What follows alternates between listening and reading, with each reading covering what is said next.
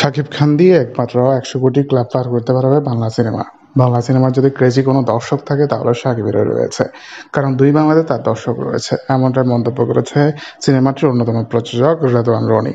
অন্যদিকে শাকিব খানের সাথে আলফা এবং এসবিএফ এর এই সম্পর্ক দিন দিন টিকে থাকবে বলে জানিয়েছে। রায়হান রাফিও নাকি আরও ৩টি সিনেমা হয়তো করতে পারবে এরকমই গুজব উঠছে সামাজিক যোগাযোগ মাধ্যম জুড়ে।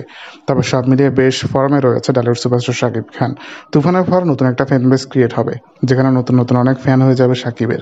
শাকিবকে ঠিকঠাক করে ব্যবহার করতে পারে নাই বলে আজকে এতদিন পর্যন্ত কিছু খারাপ সিনেমা শাকিবের নামের সাথে অ্যাড হয়েছে। তবে এবার নতুন করে জেগে ওঠার পালা শাকিব খানের। অন্যদিকে দণ্ডগতি বলেছে শাকিব ইচ্ছে করলে বেশ ভালো করতে পারবে, এবং কি আমি চাই ওনার সাথে কাজ করে ১০০ কোটির একটা ক্লাব খুলতে বাংলা সিনেমার জন্য।